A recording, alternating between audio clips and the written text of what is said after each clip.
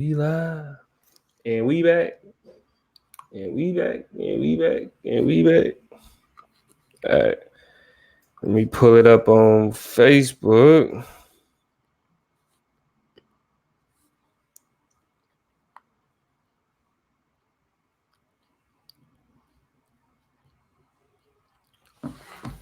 What up, y'all? Coming down into the room. What's right? Yo, welcome. Yo, share the video. That's what I'm in the process of doing right now. We Another definitely Thursday in appreciate the it. neighborhood. Make sure my lips ain't too ashy. Y'all didn't forget about us, did you? I hope I not. think they forgot about us though. I hope not. We let y'all Yeah, have Thanksgiving in peace. We tried to be kind, and then me and Lee be right. working, so we went out of town. We tried to be easy about it, but we back. Yeah, man. We here. Don't We just be here. watching. Either press that like button, press that love button. You What's feel going me? on, Dr. Dancy? Good evening. Good evening. Good Dr. evening. Dancy, welcome. Welcome, sir. We got some good conversations coming up for y'all. It's just gonna be me and Lee tonight. George is doing the You daddy and rant. who? Shout You out and to who? George Lee. You and who? I'm sorry, me and Damo. Me and the Yeah, plug. yeah. Get it right. Too quick. Me and the plug will be. That is disrespectful. I miss my little brother. Relax. Um, but me and Damo gonna hold it down. George Lee is George Lynn, and we'll come back together pretty soon. We're gonna get into this impeachment a little bit. Dominic is the political plug, so he's gonna kind of put some dots, connect some You know dots we got to talk about it. real quick. You know we got to talk about it. And then we're gonna jump over, and I have some questions about just kind of black media and what do we want, what's the future of it. You know what I'm saying? I feel like we've had pieces of this conversation a little bit before, but I'm gonna pepper in a couple new conversations and examples, and I'm just trying to see. I don't want to give too much away, but what we doing with black film and what we doing with black music, and what is the that we're talking about when we talk about those things. That's a whole lot of what I want to get into. All right, so tell you when you get the opportunity, go ahead and share that as well from your page. I just tagged George in it to let him know that we on here. And we back. It's another edition of the Chop Up. We approaching years in. You feel me? So we're gonna bring y'all a couple of episodes. We're gonna come at y'all this Thursday, and then what? It's probably like the Thursday before Christmas because George, his wife, will be graduating nursing school finally. Congratulations to Faith Lee. You know she on her way out there. You know what I mean? So shout out to her getting that done. So we're gonna skip a week, then we'll be back. Let me see. Skip next week. Yeah, we'll be back the week. We'll be back the week before Christmas. Wishing y'all a Merry Christmas and a Happy New Year if y'all celebrate that Kwanzaa, Hanukkah, whatever it is that y'all do. Because we not the type of niggas that's gonna come up here and be like, don't be celebrating them white man holiday. No, enjoy your life, enjoy your time with your family, get right. You know what I'm saying? So yeah, we're gonna do that. So before our year end episode, we do want to just kind of get it in one more time on some current events, talk about what's going on. And without further ado, Toya, I'd like to go ahead and bring it in with the Snapchat. Please. I'm bringing it in with the Snapchat, or you bringing it in with the Snapchat? I'm gonna bring it in with the Snapchat. I got me a Snapchat for today. I don't know if you got you a Snapchat for today, but I definitely got one. We may be, but we may be on the same page on this one. Okay, let's see. George Zimmerman suing Trayvon Martin's family. The fuck out of here. Yeah. Like, what Let's talk about it real quick. I don't have time for it. I'm done talking about it. You tormented this child and this child's family in his death, and hella other people because you have been convicted of crime since that particular incident, and you have the nerve, the righteous indignation, the audacity to sit up here and come up on Sabrina Fulton, come up on Trayvon, Martin father, and demand $100 million for. That's crazy. Like, okay, that's gratuitous. Yeah, and like the audacity of this white man or whatever he is. I mean, because that's how he moving. Like the only reason he alive is white privilege, basically. But the audacity of this demon, you feel me? To further draw out, you already got the non-guilty verdict. You feel me? You already a free man after you harassed, racially profiled, and murdered a young black man. You got your freedom, you got your publicity, you got your GoFundMe's, you got your donations, you got your, you know what I'm saying, infamy. You have all of that. and it's One of the still things, not enough. I'm That's not gonna lie, crazy. I don't have the brain space to really sit and interrogate and invest stuff like this. I've been doing a whole lot of headlining, if you will, in terms of just kind of taking in the pieces of the story. On what grounds is the lawsuit? Like, Defamation. Defamation. He's saying that like yourself, fool, you did that to yourself. Like, yeah, what do you mean? yeah. Like, Well, what he's saying, proud. a few of the aspects of what he talking about. He said that they the testimony of the young black woman who was one of their main the Rachel, main witnesses. What was her name? Rachel Gentile, Yeah, yeah, yeah. They the one said who's that on the phone with her. yeah, well, Yeah. yeah, they said that she was coached, she was coerced by the state and Trayvon Martin family to make up this story, to accuse him of being on the phone and all of that. None of that's true. She's fake, and they did that to tarnish his image, to label him as a racist. And Don't you it have didn't Rachel have any on the phone, validity to it. Yeah, yeah, yeah. So that's his stances. That's where he's standing on that shit. That's the arguments that he making. I mean, I feel like it speaks to the gratuitous nature of anti-blackness that this even gets the legitimacy to even be, front page news. This is tantamount to, somebody from Africa is suing Donald Trump for calling they shithole countries. Yeah.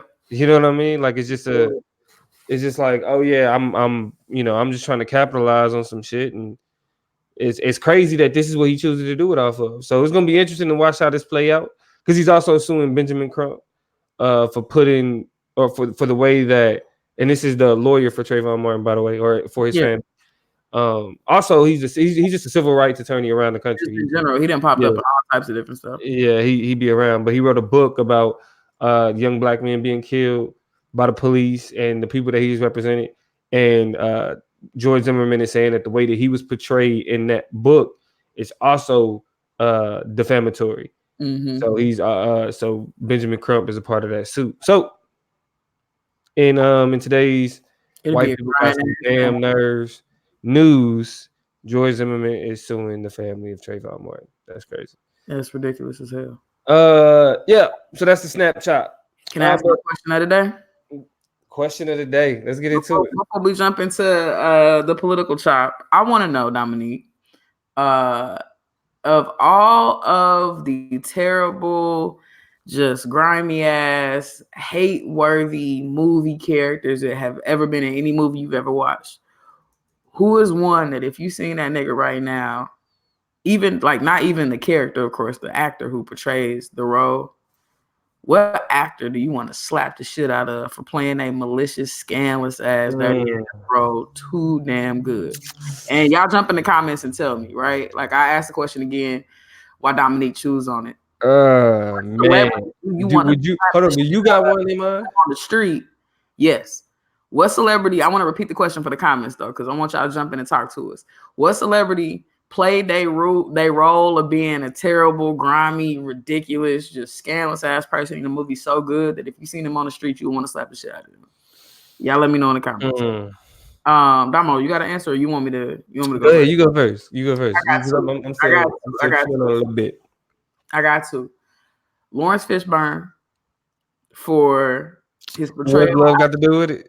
Yeah. Yeah, that's a good one. Would send that man into the distance, just that it got too good for me. It was too real. When he drug her from out there from that pool, and drug her, took her inside and drug her in the room and beat her, I'd be like, hell nah. And we're gonna get to the comments in a second. My other one though, and this is for my Selena fans out here. The road Yolanda Saldivar. The little Mexican lady. Oh, the little Mexican. I don't know. Yeah. Has died right now, so I'm gonna respect the dead, not speak ill of them. But if she was alive and kicking, I would slap the dog. Like I hated her. That's for what she did to Jennifer Lopez and Selena. Like I felt so disrespected. All right, what's your response? You know what? And this is shout out to Cuz. Shout out to my cousin. Absolutely. Blair Underwood, right? Yo, I was literally gonna say every nigga in a Tyler Perry movie. Hey, good or bad. Like whether you was the nigga that was swooping in to save somebody or you was the nigga that was What is a man's nigga in the Tyler Perry movie. I hate all of them. Tyler Perry just makes movies that make you hate black men, and I say it. I is you really be like, yo, like I really want to whoop this nigga ass, and you know niggas ain't even really like this in real life, and that's why I can't watch Tyler Perry movies because it make me feel a certain type of way about my brothers, and I'm like, yo, why Tyler, why? But yeah. Most niggas in the Tyler Perry, like for example, I want to smack Shamar Moore for them damn braids that he had in his head. But he didn't do nothing malicious and scandalous. I'm talking about they played their role as like a terrible. But we talking about so all the other niggas in the Tyler Perry movies. I love all the other niggas in Tyler Perry movies. Tyler Perry movies make me hate Tyler Perry. Right. But no, sorry. Tyler Perry makes movies that make me hate Tyler Perry. Yeah. But Dr. Dancy said Michael Fassbender. I didn't know. You know what? I don't watch these type of movies. So I didn't see 12 Years a Slave either. Yeah. So I didn't know Michael Fassbender played that. But yo, yeah, that would have made me want to slap him too. And you know what? What's the name from Django? Leonardo DiCaprio? And Leonardo DiCaprio in Django. Yeah. Okay. Yeah. Fair. He was the type that boy like I'll give you an honorable mention. He played that role, a little too well. You feel me? I mean, you got a writer that's telling people to say nigga a bajillion times, and you know the bloodlust of it all. That's what it be. So, yeah. My last little runner-up before I get done with this question and move on through is damn Clifton Powell. That nigga is typecasted as a terrible ass nigga in everything he in. Yeah, and I think he deserves an honorable mention because his face is just slappable. Crooked nigga face. Yeah, so slappable. Mr. in The Color Purple, hell yeah. Sam Jackson in Django, hella make you get out of him. Yo, hey, and this may be this is off. This is off. And I don't know if you will fuck with me on this one, but y'all remember the movie Eve's Bayou? I saw it a long time ago. I ain't seen Eve's Bayou in a minute. But Eve's Bayou, the light-skinned nigga that shot her daddy. That nigga deserved it. Even though, you know what I'm saying, like that, like her daddy was in the wrong, like he was like smashing that man's wife. But it's like, yo, the man who shot Ricky and Boys in it, he's actually no longer, like he actually got killed in prison. Wow. Oddly enough, the actor that played the nigga that killed Ricky and Boys in the Hood got caught up with some wild I'm about to say what they took our question serious as fuck. They was like, when we see that nigga, it's done. Oh my God. why are we stopping the shit out of Making Good? Nah, cause Eve's Bayou. Go back and I know why he's saying that. Cause she like Making Good she was a little hot to trot. Hey, listen, we don't sexualize young women in their bodies and behaviors. They do what they want. I mean, that's what I'm saying. That's why you gotta see the movie. That's what I'm saying. Like you gotta. I'm a watch. I feel like I watched it a bajillion years ago. Couldn't probably even tell you the plot. That's how long ago it was. At any rate,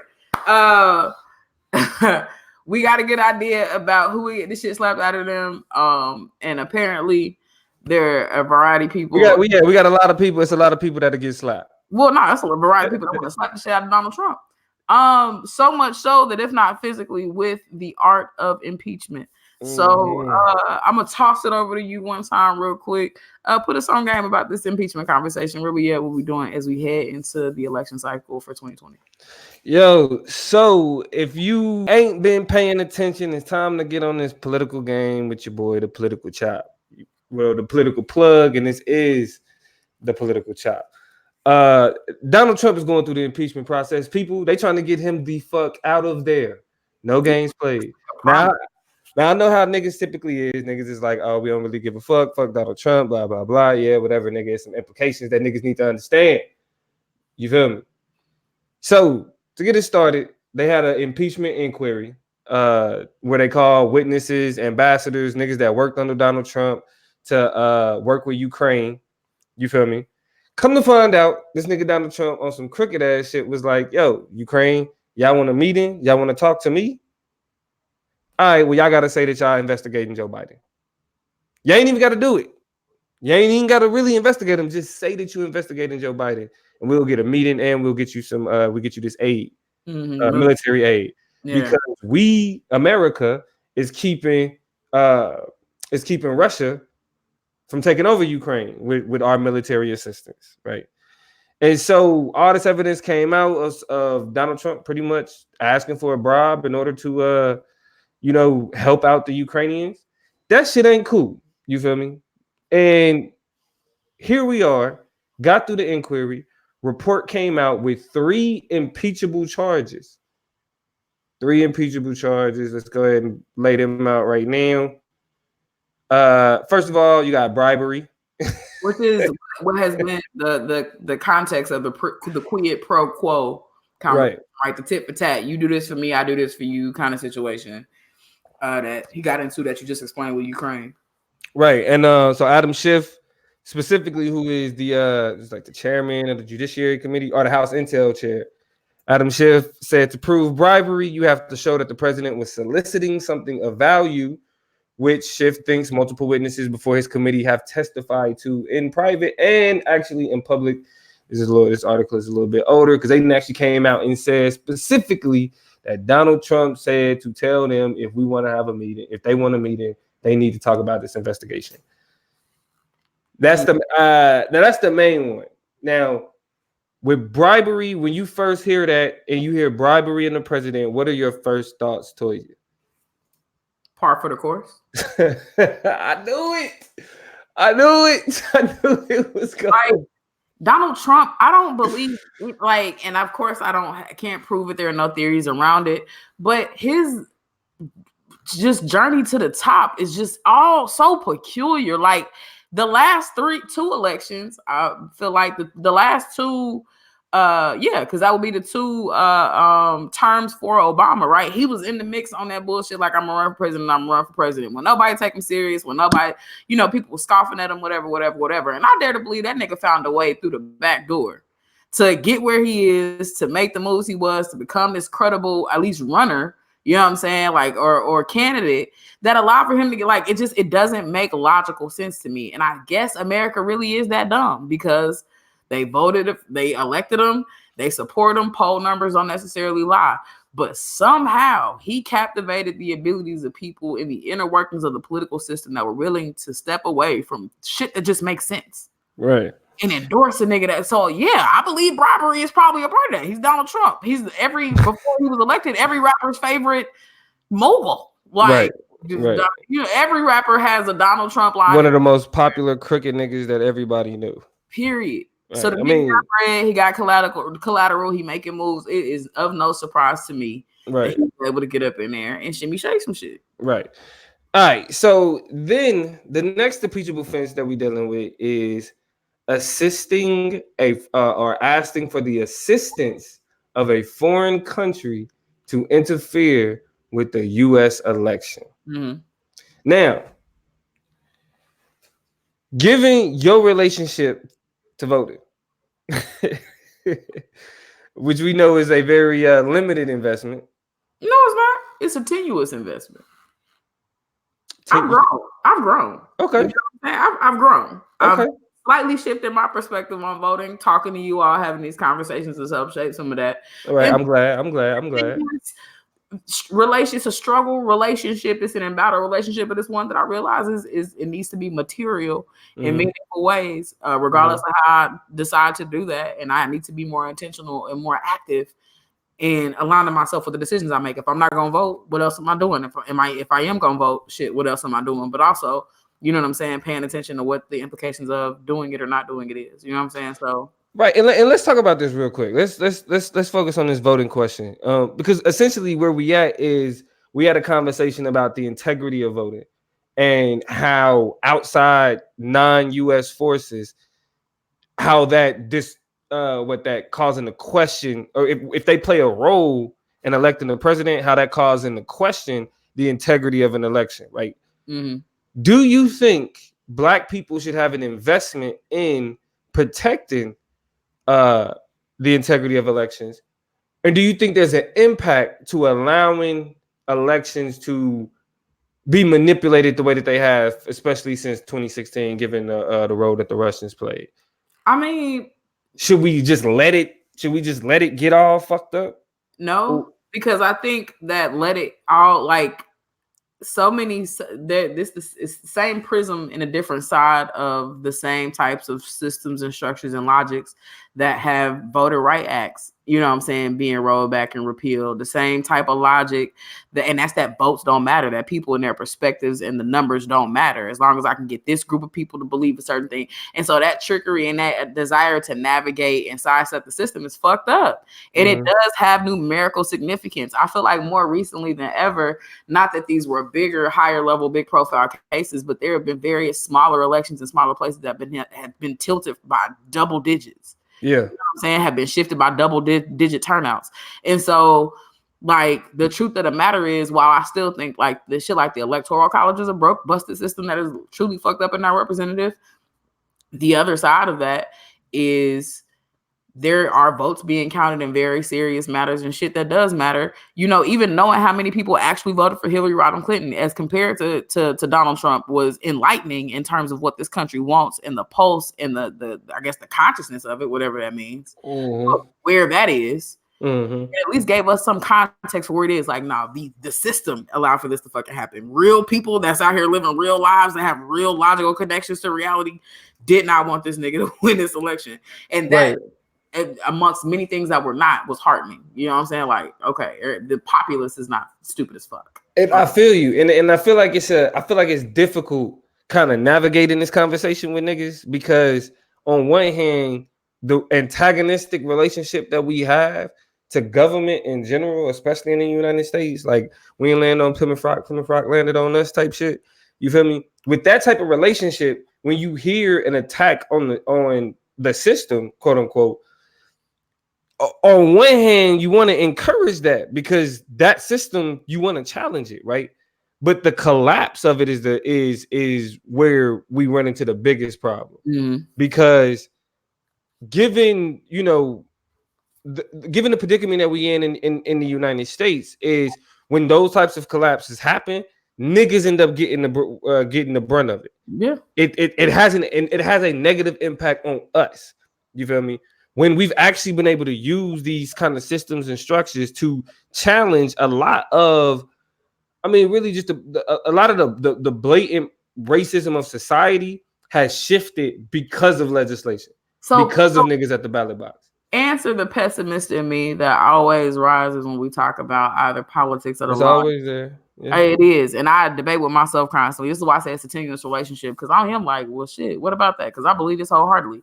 If the system was never designed for you in the first place, then what does your participation mean besides a forwarding of agendas and becoming kind of the tokenistic representation of diversity and multiculturalism that allows for white supremacy and anti-blackness to sustain itself? You know what I'm saying? Like, to me, I think it's where I think that importance lies is I don't think black people have enough of a cultural bias to utilize voting effectively. Like we attach ourselves too much to white politics and then vote based on our attachment to white politics, as opposed to creating a bias and being focused on voting black. Period. You know what I'm saying? Because I think that, essentially that's the way politics work. Like we think that, and I had this conversation with somebody today. It's funny that we're talking about it now, but the difference between equality and fairness is, it's confusing, but it's deep, it's stark. You feel me? Like there's a huge difference between the two. And while everybody's talking about like equality, that's not what we should be looking for, right? We shouldn't want to be equal with white people. We shouldn't want to be equal with men. We shouldn't want to be equal with nobody. We should just be focused on what's getting to us what to do. Because if you go back to Malcolm X and what he talks about the political philosophy of black nationalism, it's pretty much vote black. Like use the ballot, and what he talk about in the Ballot of the Bullet, use the ballot as an opportunity to get what's yours. Because the one interesting thing that he says about the United States is he says that the United States is in a position where, in the first time in history, there could be a revolution that could happen, and it could be bloodless. Right? Black people could have an opportunity to, challenge the United States in a way to where it don't gotta be like this huge cool war type shit, right? You just gotta give a black man everything that's owed to him. Now that's a large, you know what I'm saying? Like, and I make this argument all the time, which is why I think at my core, I fundamentally kind of disagree with that, and that's because there is, both singularly and in comparison to other cultures and other ethnicities, there is no monolithic nigga. There are no like governing or collective principles, you know what I'm saying, that niggas across the board share. And those things, we're so hard pressed to find those, dare I say, and for the typical argument that's the reason why we can't organize. That's the reason there is no such thing as a black agenda. Nigga, what's on it and what goes at the top? We know it's a bunch of scattered bullet points. And well, I mean, order. But it's, who you talk to, niggas is ready to cross shit out and erase shit. But it's supposed to be though. It's supposed to be scattered because you agree that where it is vote yes or no, vote option 1 or option 2. How do you synthesize those things and narrow them down into votable things that niggas can get behind, or one person who will say all the right things to make everybody happy, that somebody would actually be like, or a whole bunch of people like, yeah, we can fuck with that. Now I don't want to get too deep into the voting conversation because right now we just talk about the integrity of it. We dabbling. Yeah, because I want to talk about the integrity of it though, because like, well, in terms of the Donald Trump impeachment conversation, we talking about we talking about him being impeached because of how he's threatening the integrity of elections by soliciting the aid of a foreign country, right? We talking about the integrity of it, but what I will say is this, and then and we could move on to more of the impeachment conversation, is that politicians are groomed. Period. They don't pop up. They don't just come out of nowhere. They groomed. You feel me? And then we're gonna get to what Dr. Dancy talking about too. But so from that standpoint, we cannot be focused on who's available. We need to be focused on grooming black politicians. Period. Grooming black leaders. Period. That's the way it works. Like that's why when niggas, like, the reason why we sit up here and we waiting for them to hand us people is because we ain't put in the work to put people out there to be like, this who we voted for. Who is the people that we are putting out there to represent the people? What I'm saying is, they could have been in a classroom with you. They could have been in your class. They could have been somebody sitting next to you. You could have been a nigga on the bus stop. For the sake of the logjam in the system, what you were basically saying is that I should not be an issue-based voter. But for the intent of forwarding the type of revolutionary politic that you said could be bloodless but still have huge implications, I just gotta vote for a nigga blindly. Like haphazard. No. What I say is what if the nigga that is on my ballot is in direct conflict with the shit that I fundamentally believe in? Then what but this is what I'm telling you, and I'm gonna tell you the same way I tell all niggas, and then we're gonna get to Dr. Dancy. If your conversation of political engagement starts with casting a ballot, then you already behind the 8 ball. You already, you know what I'm saying, you already running behind. The conversation of political engagement needs to start with what do our leaders look like, and what do they look like in Washington? That's why I said they groomed. Our political leaders are people that come from communities and they have a specific relationship with that community. That's what we miss when we as black people treat politics too much like white people. Actually, I take that back. We try to fit into white people politics instead of treating politics like white people treat it. We try to fit into what they doing instead of saying, okay, I see what they doing and this is what black people do. That's the distinction. Now, Dr. Dancy was like, no viable candidate in the same system as a freedom worker. Correct. There's no electable candidate is a freedom worker. Thank you. He also said that the voting system has no integrity. Thank you. Right? And I'm gonna address those. And then he says, is the black politician a revolutionary though? Now, Dr. Dancy, he going in. Okay, I appreciate the engagement. No. All right, I'm writing this down. Hey, Dr. Dancy, I'm writing this down. I'm literally writing this down, and this is gonna be a show. This is a show. This is its own show. Because like I said, we got to get into the impeachment. Come on. But we get, you know what I'm saying? Like minutes right now. I'm writing this down though. Is the black politician a revolutionary? My only response to that is they can be. My argument is no. They can be. No, they can be.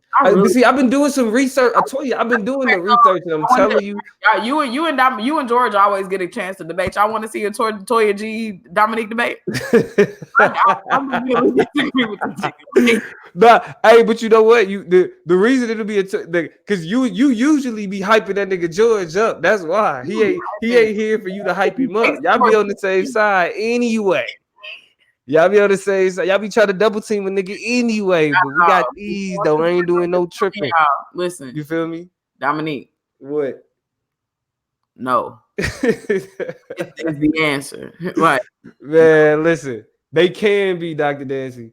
Audience, people watching, they can be the listeners. Fuck you, but I don't have time. But anyway, let's get back to this impeachment conversation. All right, so you want to watch the smoke. So if you want it, Dominique, you just let me know. You back channel. Man, we listen. I told you I'm right. I wrote it down. Send me a DM if you want to get your ass beat. I wrote it down. Is the black politician a revolutionary? God damn it, Dr. Dancy, you just started some shit. Let's go. You just started some shit. But anyway, impeachment. Each other all day anyway. So impeachment. So we got going to a foreign country to help influence the election. We got bribery. You feel me?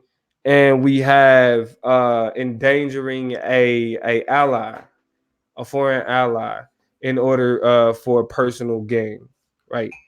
Now this is where it gets fuzzy. Because I know, like I said, I know how y'all feel about elections. Y'all ain't really ain't tripping about none of that shit or whatever. I know. I mean, y'all niggas just really don't have a general trust for the government. But the question has to become: do you think he deserves to be impeached? Do you think we should be going through the impeachment process? Do you think it's valid, given information that's come out? And what do y'all think? Should Donald Trump be impeached for the shit that we just outlined? What you think? Should he be impeached? I'm trying to make sure I answer the right question because I was about to maybe take a zig when I'm supposed to be zagging. So based on what you said and based on the interpretations of the Constitution and of all of the inner workings of what it takes to impeach somebody, yes, the nigga's good is gone. Yeah. Right? Now that I've said that, I wanted to buttress that by saying I am still fearful of the same shit I was when we was like, oh, that nigga got to get impeached, get his ass out of office the first time around, right? Well, when he got elected, everybody was saying that. Like, wait a minute, every nigga behind him that's up next is worse than he is and better at their job. You know what I'm saying? So, like, do I want him to get impeached? I'm still not certain about that because I'd rather him be the dummy and the idiot and to continue to play himself and I guess have faith in the pulse of American voters to make a better fucking decision, even though the Democrats ain't making it easy for nobody. I would rather that play out like that than him get impeached. And then you got your boy, what's the vice president's name? Mike Pence. Mike Pence. Mike Pence be the president. That's because that's essentially that is essentially what will happen. Yes. Do I want that in a world of realities, not so sure yet? Have not been convinced that is a surefire way to get us out of the trajectory that we're already on. I only see people perfecting Donald Trumpian sentiments and find a way to politicize it a whole lot better and a whole lot neatly so that we're not the laughing stock of the world and that people are not so upset directly at the inner workings of the Republican Party. So CC said, at this point, why now? Hypothetically speaking, why now? That's a good question.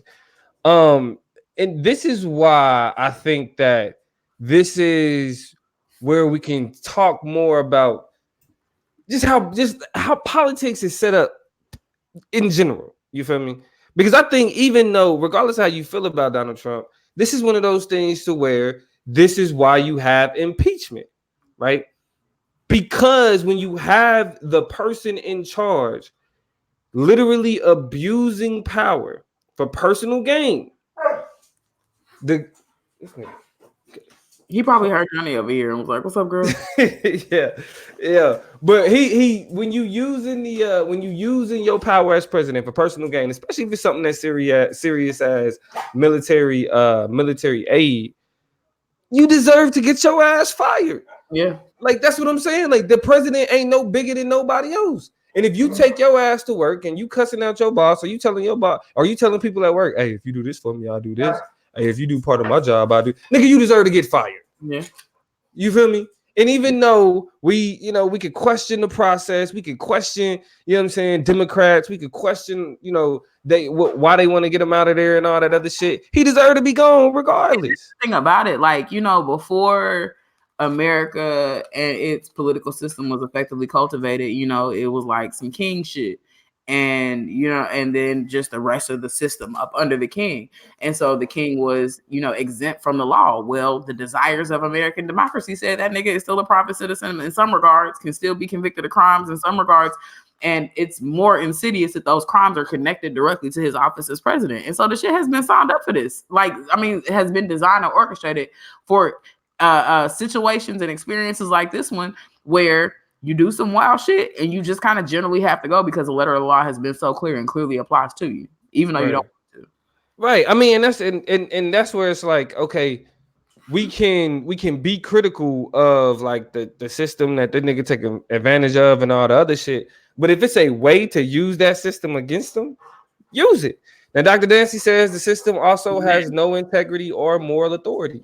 Trump lies, cheats, and steals within a system that lies, cheats, and steals. And he continues by saying, that's my shit, right? He continued by saying, I don't think black people should be so deeply invested in Trump's impeachment. How will our lives improve? That is a great, in terms of black people in general, there is nothing that impeachment does to actually make it better. Let's make it plain. The impeachment of Donald Trump does the same thing for black people that the election of Barack Obama did. Oh, don't do that. Don't do that. Nothing. Don't nothing. Do that. No, don't do that. Don't do that. Help me. Don't do that. Because I'm not equating them in terms of their orientations toward the office. Barack Obama is my favorite president. Because I mean, but that ain't saying that ain't saying right. Like, on a social level, like, I like him. But honestly, I guess you could say like access to medical to healthcare. I mean, like, all right. So check this out. All right, just tell me what's better. Tell me what he did uniquely good for black people.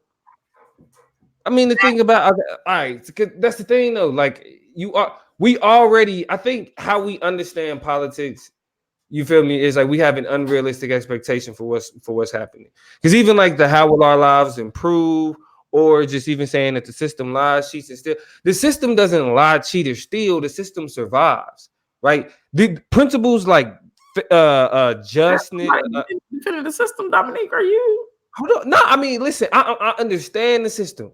I don't have the system isn't supposed to be ideological. The system is supposed to focus on surviving.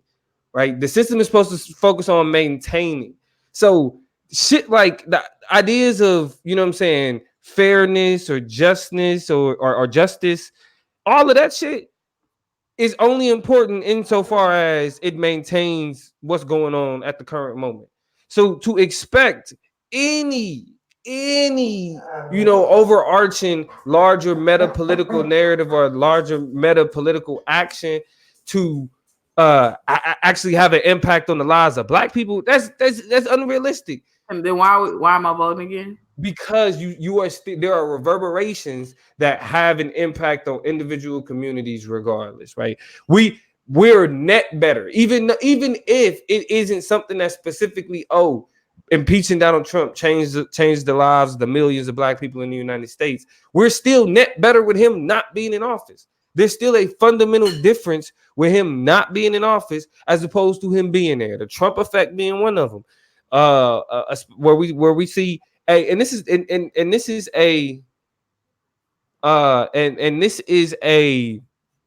the Trump effect is something that has a physical effect on people because we're talking about hate crimes. You feel me? When you see a 210% increase in hate crimes in counties where Donald Trump has campaign rallies, that shit ain't something to be taken lightly. You feel me? The ability to challenge, you know what I'm saying, a lot of the direction and the meta narratives that operate in politics. Again, that meta narrative itself may not speak directly to black people, but it reverberates in a way that impacts black people, and we have to have a way to challenge that. You feel me? And I mean, we shouldn't be, socially invested as much into impeachment. Nah, but I do think it should be something that we should be up on, and I think it's something we should be paying attention to. Man. Oh man, like we got to do better. I want to believe it. I just find it difficult in a world where I think, the appeal to I won't even say it's an appeal to tradition, but it kind of is, in the sense that this is the same old story and the same old song about how you got to have your hand in the winding chain of the system and the structure in order for, you not to miss a beat. And it's like, who cares about missing something or being left out of something or not having... You muted, by the way. Are you muted on purpose? Oh, okay, got it. Yeah. My thing is, what's the point of trying to be seen, trying to be heard, trying to have your needs represented when niggas do you shit do you dirty in your face?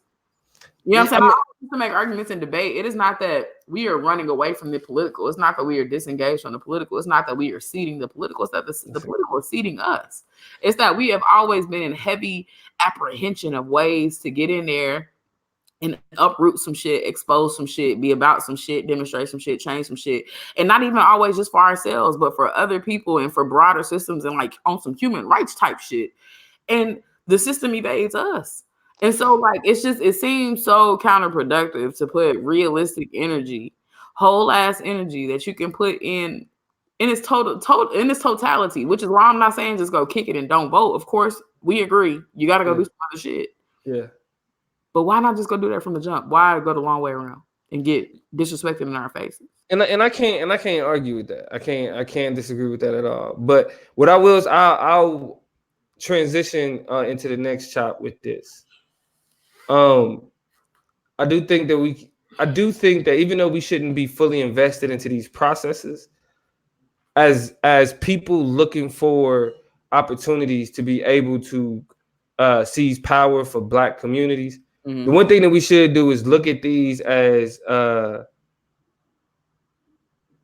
let's go ahead and get, because Dr. Dancy gave us a paragraph, so we got to get the paragraph. But then I think Toya's point has to matter more in response to Damo's argument. Trump's presidencies give visibility to white supremacy that exposes the system.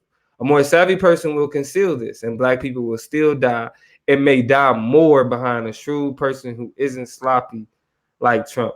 And you know what? That's why we call you doctor. I mean, of course, you paid for a lot of schooling and you did it, and you put in a lot of work. But goddamn it, that's why we call you Dr. Dancy, because you 100% right. That is definitely the benefit of having a Donald Trump. Because I mean, really, the political people have more political conversations now than even before, even when Obama was president. Because niggas is seeing like you were able to say like, yeah, politicians are crooked, but they was even killed. They were able to get away with it because they were modern and they were acceptable. You know what I'm saying? But damn it, Trump exposed like, nah, he is just like the rest of them niggas. He just ain't as good as them. You feel me? That you know what I'm saying? Like, this is a whole bunch of people still support him. It's like, oh, this nigga is a nigga in a long line of motherfuckers who just really is. This is they dog whistle. This is they right. Song. They really love this shit. They have and I don't want I don't want anything I say really to refute that, right? And that's the coup de grace right there. Yeah, that's before Trump. People said we were post-racial, 100%, 100%, and that's why him being elected had its benefit for Black people. We woke the fuck up because we were asleep. We were asleep. We thought, Obama came, we was good. We thought we was gonna get a woman president. Niggas was like, stop playing. You feel me? We were asleep. And Donald Trump woke that up. And it reminded niggas why we do not trust this bullshit, even when they give us niggas that look like us. But Certainly. again, what I will say is, as true as Dr. Dancy's words are, as true as Toya's words are, and as much as I relate and actually agree with those stances, what I will say, not to refute those stances, but what I will say, so we can move on to the next chop, is this: Black people should look for opportunities and weaknesses in the system to take advantage. We can get something out of it. We don't have to be invested in the impeachment, but we can be invested in thinking, okay, how can we use this to our advantage? Not the focus that the white liberals are focused on, right? Not the, get Trump out because it's better for the system, but how can we use this to benefit us? I mean, in terms of, you know, the usefulness of it, even if it's like Dr. Dancy saying, even if it's as simple as us understanding more so, okay, this is what whiteness looks like in office, and then this is what crookedness looks like, right? With a criminal that ain't that good at it. You know what I'm saying? Even if we using it as an opportunity to kind of understand like what's acceptable and what's unacceptable. Um See, Dr. Dancy, that's a whole nother. He said, how can we use this to get free? Dr. Nancy. Oh, come on, man. We already 46 minutes in. Dr. Dancy. We gotta get to the other chop, man. He got me writing down, you know what I'm saying? Because I call in the question the language behind looking for freedom in 2020. And we're gonna get CC in. Moral ethics on certain issues, and that's what makes me disagree with anything and everything he does. We must collectively educate ourselves about the oppression at the end of the day. Facts. Man, look. Yeah, listen. How y'all go? Listen. You feel me? Like, hey, like this is listen. And it's that the master's tools to destroy the master's house. Man, this could keep going. But see, this is the thing though. I wanted to focus on the impeachment. I want to end it on this. If this ain't an impeachable offense, if this shit ain't an impeachable offense, then what is? Even outside of just from a political standpoint, from a process-based standpoint, if I could get fired from my job for not abiding by this employee handbook, that nigga should be fired too. Yeah. Fuck him. Quickly. And good day. You feel me? I'm scared, but yeah. It is something. Hey, but listen, Dr. Dancy, we gonna get it in on a few of these though. I'm still in your comments as topics going into our end of the year episode, because we're gonna try to do it big on that one. I mean, order for some good debates, you know what I'm saying? Like, yeah, it could be a Look, he talking about keep going, move on to the chop. All right, yeah. So that was it. That's the political chop. We in there. You feel me? Trump's impeachment. Remember, continue the conversation on the chop up on Facebook, on Instagram. We ain't on TikTok. We on TikTok. I'm on TikTok at the political plug on TikTok. But we got to keep this going, because it's gonna be it's definitely, and you gonna get your site. You feel me? We ain't gonna plagiarize nothing. You feel me? We got you. But all right, moving on. Check this out. I'm gonna go to the entertainment shop real quick. I ain't gonna be before you too long. It's the entertainment shop. I won't be. It's the entertainment shop. I got a banner for it. I want to talk to y'all, and this is kind of, a hand in something we talked about before, and kind of a hand in something that we haven't really talked about, I don't think, substantively here yet. And that is about Black media and what we do or don't want from it. I brought this topic up, and I want to have a film conversation and a music conversation about it, or sub conversations about it. But I brought it up because of Queen and Slim. There's also another preview for a movie I saw that's coming out here pretty soon that has a similar theme. But you got Fruitvale Station, you got a whole bunch of different movies that, or even 12 Years a Slave, Django Unchained, Black trauma in those movies. A lot of people have been, they like, another one. Like there's the new Watchmen. Yes. The HBO series. Yeah, yes, based yes, on yes. the comic book. Yeah. I saw the previews for that too. There's a sense of exasperation from black people, right? That is just like, nigga, like, okay, we get it. We tired. You know what I'm saying? We understand. Like, when are we moving forward? What's happening?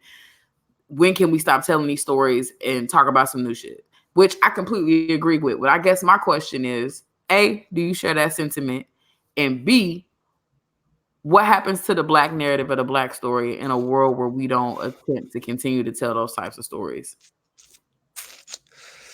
Mm. We gotta go. We gotta start with the first one because you be getting too deep. No problem. Hey, do you feel like you sick of seeing that shit? Are you exasperated? Are you tired? Are you overwhelmed? Are you just generally over seeing slave movies and seeing police brutality movies that seem to just be on par with the whole Black Lives Matter movement and have connections to that, but also just generally black stories of trauma and pain and suffering? So to be for real, I've been done with slave movies. Like, I mean, it was. I mean, like even as influential as Black Panther, like the movie was, John Singleton produced it. Um, Even as influential as that movie was to me, I've only seen it like maybe twice, just because how those movies end. And then you fast forward to Queen and Slim, and I'm not gonna give away the movie, but you know black movies have a way of ending in a way that is too close to real life. Because everybody else get fairy tales, everybody else get action movies, everybody else get you know the type of shit where somehow they overcome all the odds and still come out on top. Black movies are always tragedies, especially when they try to add that sense of realism, especially a movie where you got somebody bucking the system or challenging the system. It's always about tragedy. And I think we don't have enough movies like The Spook that Set by the Door, where we get that Afrofuturism, that the world in a world um where black people came out on top. And oddly enough, I'm gonna throw a curveball at you on this one, Mm-hmm. where you actually see more of, not even more, but I think this one particular instance was unique in how it chose to approach it. Mortal Kombat 11. How fighting games have like little story modes where if you beat the game with one character, you get to see that character's ending, right? How they storyline completes itself. And Jax, one of the black character on there, um, his storyline ends up with him being able to take over, being able to control time. And this nigga goes back and stops slavery. Video game, fighting game, Mortal Kombat.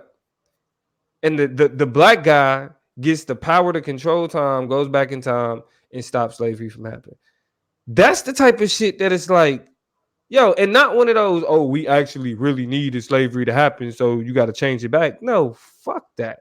Mm-hmm.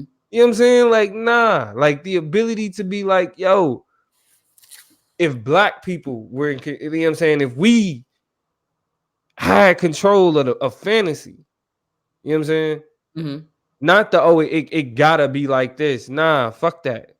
If we able to shape reality, you know what I'm saying? Like that's what we need more of. It's too much realism. We need more Afrofuturism. Okay. Jump in these comments real quick, and then I'm gonna come back and follow Yeah. up. What we got? We got another paragraph. We appreciate the paragraphs though, y'all. Where are the successful stories of the black doctors, teachers, lawyers, real people who are moving above the oppression? I understand the media interpretation of real black issues, but let's move beyond the narrative, my people.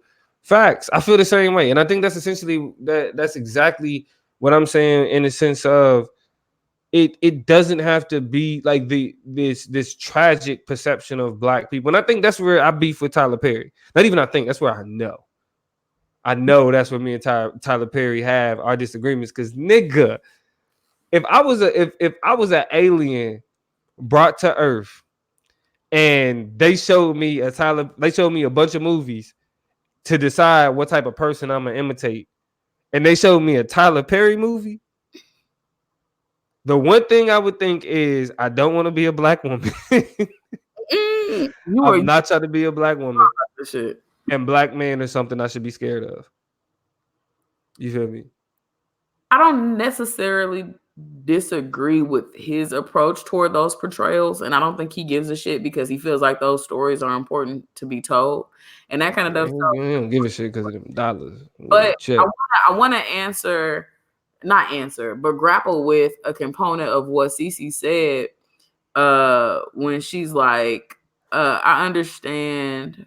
No, what you say? Black doctors, teachers, lawyers, real people who are moving above the oppression. And I'm just like really not convinced that that is a thing. I think that is language of post-raciality. I think that's language of bootstrappiness. And I think it jives a lot. It is like the demonstration of what Dr. Dancy is saying right above that comment when he's like, how can we be done with slavery though when we ain't free yet? Or we don't know what we think we know. And, you know, this goes back to the conversation we was having the last time we talked. I think me and George was actually talking about this, like the languages and the vocabulary for even things like anti-blackness, right? That is directly implicated by things like slavery. We don't have the social consciousness to call shit that instead of calling it racism. You know what I'm saying? So in that world, like, I think it's fair to be like the notion of rising above is scary language. It's scary dialogue. It's a scary mindset to be in because in a lot of ways, niggas ain't all the way hip. It is people opting out of seeing these movies because they just like, I don't need to know that shit. It is white people who, I mean, not that we care about what they see or what they consume or what they think, because we're talking about black consumers. So I'll just go ahead and shift back this way and just say niggas that don't have the complete story, who are only getting pieces, who are only introduced to so much. I know niggas who grew up in whole households not really doing nigga shit, talking about nigga shit, having nigga conversation. It'll blow your mind. Like, I got a kid in my class and he's a beautiful child, but he looked straight up in my face after struggling for a while and was like, listen, I've been coddled and protected my entire life. I am a military baby. My mama I grew up in Korea. My daddy is in the military. I'm learning how to be responsible for my real ass life. And so people like that, I'm like, nigga, you don't even have control of self. I know for a fact your connection and logic and understanding of just like a whole lot of intrinsically black experience, like the shit is not connecting for you. You need to have more layers peeled back for you to really kind of get it. You know what I'm saying? So I just, all of that to say the logic of above oppression is very violent. I mean, very dangerous. Yeah, and let's Dr. Dancy said for me, depictions of trauma, and to the listeners, because we can't forget about the podcast listeners. Yeah. We are going through we always go through our Facebook comments. We appreciate the engagement. Definitely. But Dr. Dancy said, for me, depictions of trauma are not inherently problematic. The question for me is about the purpose of the trauma. That's a great question. Mm-hmm. My disappointment is how the projects demonstrate limited imaginations. Oh my. We need to start calling him Pastor. Pastor Elon Dancy. Because the man is how the projects demonstrate limited imaginations for Black lives and futures. Mm-hmm. And that's an excellent point, because when we talk about the imagination of the future, right? Black people, we can't detach ourselves from the trauma that we came from. Period. Like that is the reality of even being called Black. The trauma that becoming Black is a traumatic experience. Period. From that standpoint, it's our future that we attempting to shape, that we attempting to change, and that we're attempting to make distinct from the trauma. So from that standpoint, our understanding of what our future looks like it has to evolve beyond the trauma. Mm-hmm. And what I mean by that is, and not trying to say go past it, mm-hmm. but using that as the foundation, kind of creating a greater understanding of self. Because if you go back, I think the Ronald Judy article entitled what was it, on the question of nigga authenticity. Mm-hmm. This is Ronald Judy, one of my favorite pieces of academic work, and how it broke down the word nigga and gave a nigga in a whole name. That's why when niggas be like, bro, you say nigga a lot. Yeah, you wanna debate me on it? You wanna have a conversation about it? Nigga, I got sources on nigga. What's your source on nigga? Lord have mercy. You feel me? What but, about the word but nigga? what he explained was that the ability to transcend the dehumanization and the objectification and the deontologization that niggas endured to actually turn to become a culture, to become a people, right? To find value in existence and the things that we created and the things that came out of our communities, and to uplift those things, to be able to do that all under the backdrop, because the white people was able to do that under the backdrop of we're creating our country, we're creating our culture. We had to do it under the backdrop of nigga your property. We have to find culture in nigger you're less than, you're 3/5. And I see them eyes blinking. You know what I'm saying? Yeah. Get it on out. And so to be able to create what we've created and to create a culture that influences the world under the backdrop of being do not deny humanity and just basic human rights, that shit is amazing. That shit speaks to the resiliency of blackness, and that future is so much more expansive than we than we attempt to give it credit for. That when we limit the way that we understand it, the way that we understand what our imagination could produce, then we shoot ourselves in the foot. Is there, let me ask this question, and definitely to CC and Dr. Dancy, if y'all want to chime in the comments, does moving away from these portrayals and depictions of targeted anti-blackness, police brutality, as well as slavery narratives, does that feed the fire of the perception of a post-racial America, or does that do something to interrupt it? Right? Do these just moving away from these types of images do something to contribute to being in a post-racial America, or does it start to press it? Does it start to cut against it? Does it start to really force non-Black people to see Black people through a different lens that helps us get closer to a post-racial America? Like, what role does it play in relationship? What role do these negative, traumatic perceptions of Black people play in the perception of post-raciality? Well, I think it's like Dr. Dancy said. I think it's a question of not the presentation of the elements, but the context in which those elements are presented. Like, in what direction is your story going in? Because I think like what Dr. Dancy pointed out about Tyler Perry's problem is that he can't tell a story, and is that he uses those traumatic images to add value or to add some type of wow factor to just bad stories. And it's just as simple as that. Like, you tell a bad story and you make it hyper dramatic, then it's like, yeah, I guess I could watch it, right? Because it's the drama keeps you watching at least. You feel me? So it's like, I think you're right in terms of, or like kind of what you're alluding to, that if we attempt to move away from these images, then it kind of perpetuates that idea of a post-racial society in a society where that's not necessarily true. And these images need to be presented to remind niggas of where we come from. But the context of those images are what?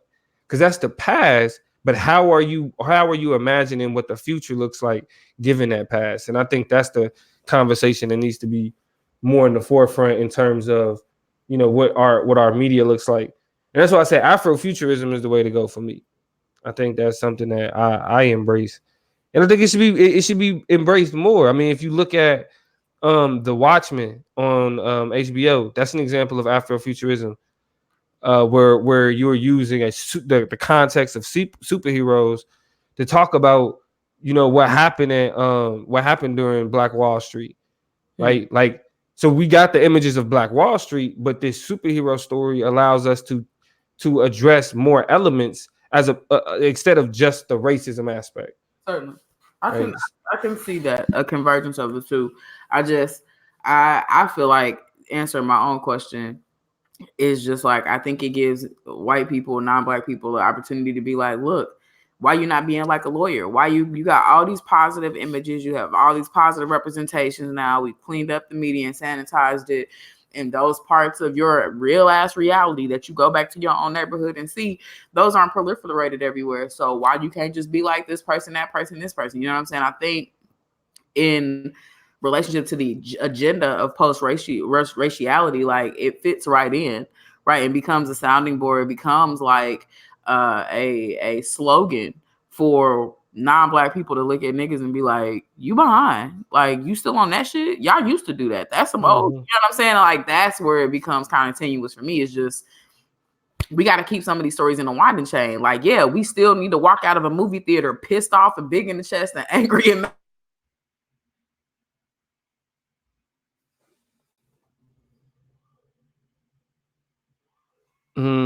where you at? Don't tell me. Hey, if y'all in the chat, can you, all right, let me. Did Toya freeze on y'all too? Watch her computer died and she ain't even know it.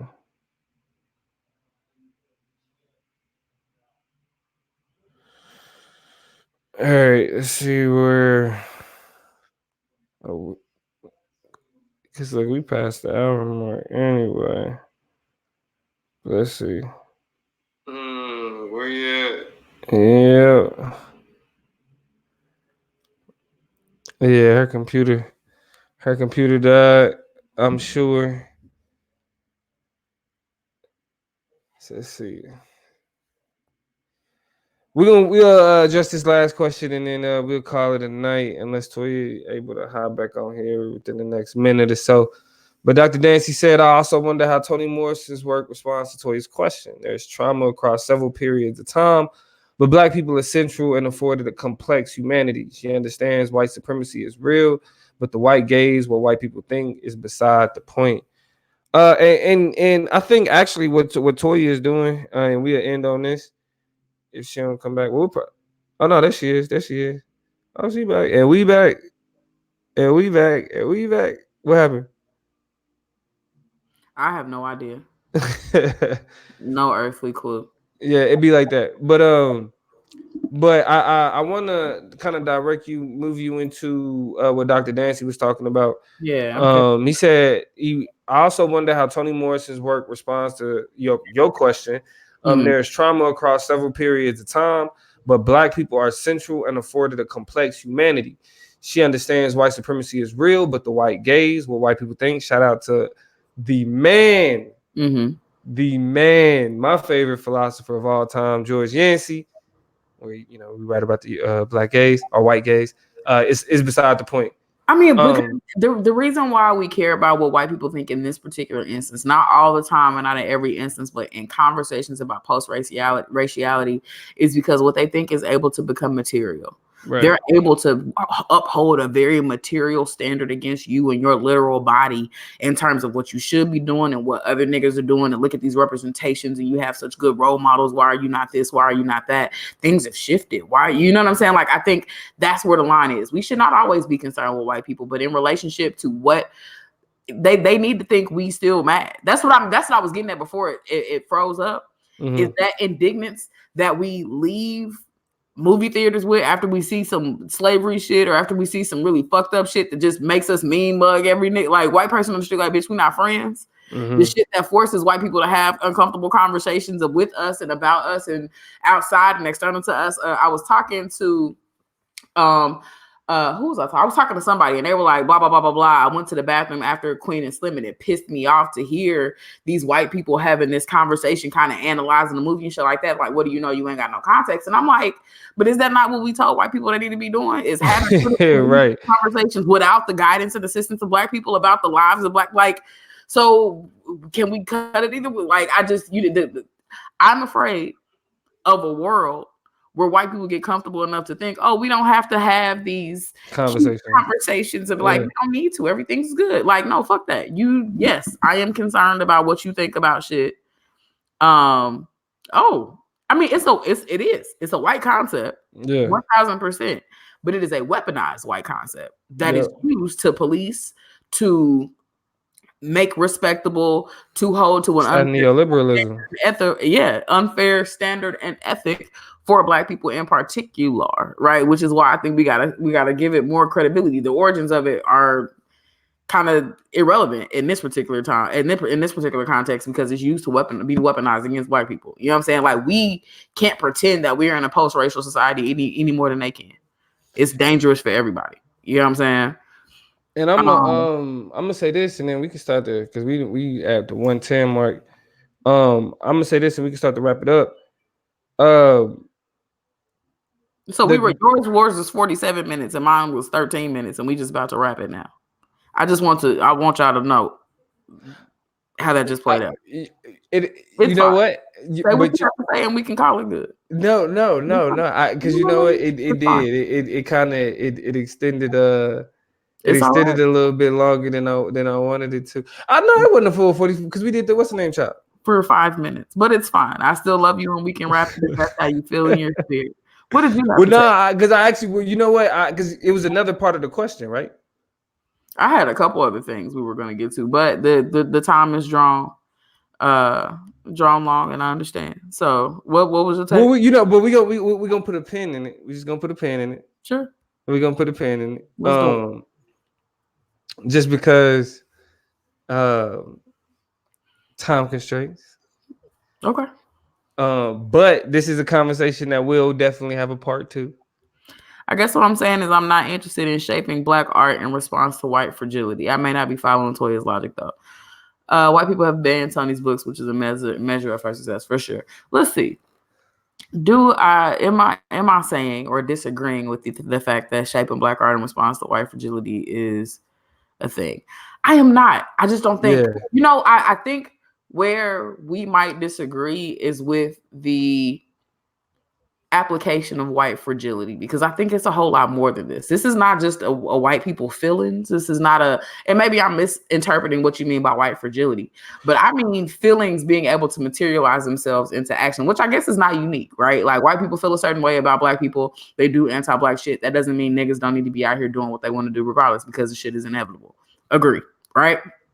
I think though that paring it down to just white fragility ignores the ways that meritocracy function. It ignores the ways white people with the ability to we all know, in order to subvert the system, white people have to give up shit, right? That's the linchpin to pushing back and changing the tides of the way anti-Blackness function in society. And whether niggas want to agree with that or not, we can have our own internal coups and conversations and revolutionary politics, but unless we forcing white people to give up shit, it's not enough to go around, and they have it all. But I don't all the shit. So what I'm saying is, in a world where that's true, I need white people to still be giving up money and resources, donating and doing all that bullshit to get these big ass endowment scholarships, shit like that, for nigga kids who run up in their programs and switch shit up, for niggas who take their degrees and go do Black shit, for niggas who take formal education, who take opportunities from white people, take resources from white people and flip it. Yeah. Like, that's what we need portals for. But we don't need, that won't happen if white people are like, oh, go get it yourself. You're good. Y'all are fine. What he's saying is in terms of like, what I think y'all actually agreeing. Really? Probably so. Yeah. Y'all actually gonna see if we disagree. Y'all are. He's talking about more in the formulation of the art, like what in terms of what it looks like. Mm-hmm. And you're talking more of like the its role, like the purpose of it, like why it's important. Because you would agree that you shouldn't create Black art and take into question how white people are consuming. You would agree on that 100%. Mm-hmm. Actually, you would, and correct me if I'm wrong, but you would make the argument that shit, we need to white people need to see this shit. You feel me? Because it's a certain level of, we can't always be like, you don't understand, you don't get it. Mm-hmm. You know what I'm saying? And then not like being like, this is what it looked like, motherfucker. You feel me? Exactly. You know what I'm saying? So it's like, yeah. So y'all, the logic actually follows similar. And I do think though there's a responsibility though in terms of when Black people are creating art, that the question of authenticity shouldn't get caught up with white people, but white consumption being being an inevitability of black art, if that can create, I guess that's a slippery slope. Because I was gonna say, if that could create like something that could be something that's gonna use against us, then we should be more cognizant of that. But shit, they'll use anything against this stuff. Anything. They'll take the most positive, beneficial shit and say, you know, look, they do this, and then whatever it is then now it's illegal because niggas do it. You know what I'm saying? Like, actions aren't criminalized. It's the people that's criminalized. Look at our culture and how much shit was just grotesque and problematic and not appealing. And then all of a sudden, white people was like, oh, braids are awesome. Like, oh, you know, like that's probably a separate conversation, but a great example of those things. Cece says, so do you all feel like a lot of white people don't have any empathy for the post-racial injustice or their role in understanding black art? I don't think that that's true. I think that there are a lot of white people out there, like some do-gooders that mean well. I don't think that excuse it, and I call them that because I don't think that excuses them from the implicit and sometimes explicit anti-black and problematic shit they do in relationship to black art, to black existence. They can go and watch a great movie and pay for the ticket, and it's great. You supporting Lena Waithe and the other lady who directed the film. I can't think of her name right now. And so that's awesome. You used your white dollars to advance a black cause, but then you'll turn your nose up or act funny toward actual black people that you see in your real life. You know what I'm saying? And so that shit becomes like really weird in terms of congratulating white people who are doing the work or developing some type of empathetic gesture toward black art or injustice. It's because you'll say you saw the movie and that was good enough. You'll say you saw a bunch of movies and that was good enough. And that is really fucking scary when you get around actual black people. And I'm really suspect about how you treat black people in your real ass life. And you know what? And that's why I say this. Yes, I feel like that's why I feel like in terms of like there can be no white, no like all around white empathy. Like, white people as a collective can't feel, you know what I'm saying, the circumstance. On individual levels, it's like, oh, like there are experiences that individual white people go through where they be like, oh shit, that shit is real. You know what I'm saying? Like, individual white people can do that. But like a collective, you know what I'm saying, like a white empathetic collective is impossible. I don't think you have the capacity. I mean, the capacity, and just on the basis of of interest convergence theory. Hey, it's funny. The same shit I was saying about black people not having, you know, a universal monolithic kind of orientation toward blackness and agenda, thus never being able to get on the same page. It's kind of the same shit that's true about white people. It'll never be enough white people to be like, hey, this is what we should do in relationship to like to blackness, to black people, to blackness. Like white people, white people would never be able to decide as a whole, like, nigga, we gonna stop being racist. Yeah, like, nah, shit, man. We just about to, you know, let niggas just do their thing, and we just gonna do our thing and let that shit. It ain't gonna be no collective like that. Never so as a whole, yeah, I think that idea of empathy from white people as a whole, we can move on with that shit. I'll go ahead and put a bow on it like this. I ain't gonna lie, I'm starting to get a little bit tired too. So it's awesome. I seen it in your eyes. I was trying to be helpful, but you called me out in front of the people. I hang. You called me, but you want to call me out in front of the people though. It's all good. It's because you did me dirty. The time was just not. It was so disproportionate, but it's fine. I still love. But you know what? You know what? I've actually took that L before too with yours. I see y'all just did a long show. When I was gone, y'all was just like, fuck it, we just gonna do it long. We gonna be on this motherfucker for an hour and 45 minutes. It was when it was me and that nigga, I told that nigga, hey bro, it's an hour, bro. Like, so look, so even with me, I was like, all right, we're gonna turn this political chop into a snap chop. This is what y'all need to know. Boom. We out on my Kevin Hart shit. Y'all are better people than me. But no, it's definitely gonna be a part 2. Because I think a lot of the elements in that are part of this conversation will go into our year-end conversation when we talk about a lot of more a lot of the media that we had to endure and that we, you know, took in. Because it's gonna be interesting to kind of sit and reflect on 2019. Because like we're going into it because it's the end of a decade, so it ain't even just the end of the year show. We're doing the end of the decade show. Absolutely. So. Before we close it out, here's my closing thoughts about this topic. I recently got a Sankofa tattoo. If you're not familiar with the Sankofa, it is a concept, but the symbol I'll talk about the symbol that I have. It's an Adinkra symbol that reflects the cultures of, West Africa. So I think it is of Ghanaian and Cote d'Ivoirian origin, the symbol itself. But it is a symbol of a bird that is facing forward, but that is turned looking at its back with an egg in its mouth. And what the symbol represents is a phrase that is simply put, go back and fetch it. It is a phrase that speaks to kind of the wisdom of the ancestors, the wisdom of our, people, our cultures, our societies. And what we've kind of inherited as people looking to go in a particular direction and move forward. So I think the coupling together of both those slave narratives, the realities of our subjugation and subjectivity in contemporary society, all of that shit still got to kind of stick with it. You know what I'm saying? It's a Sankofan orientation toward talking about those dreamers, those lawyers, those doctors, those Afrofuturists, those superheroes that y'all was talking about. This is all intimately connected. You know what I'm saying? Like, there is no moving forward unless you keep a hand, you know what I'm saying, on what's happened backwards. So there's some Sankofa type shit right here. You know what I'm saying? As we think about what we want out of our Black media, what we want our representations, what we want our images to be, I think we got to stick a toe back into the pool of some of that trauma. Even though there are movies like, what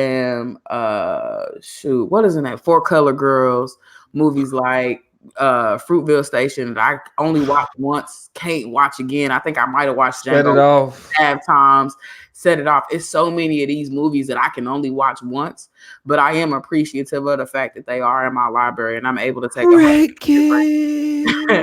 contrasting views and looks at, you know what I'm saying, my people and how they see themselves, how they understand and have interpreted and then re-articulated our history and perspectives. Because like I tell my speech students all the time, it could be one topic and all of y'all can pick the same topic and I never get tired of hearing about the topic, because even though it's going to be a whole hell of a lot of overlap, hey, none of y'all going to give me the same speech twice. You know what I'm saying? So spoken like a teacher.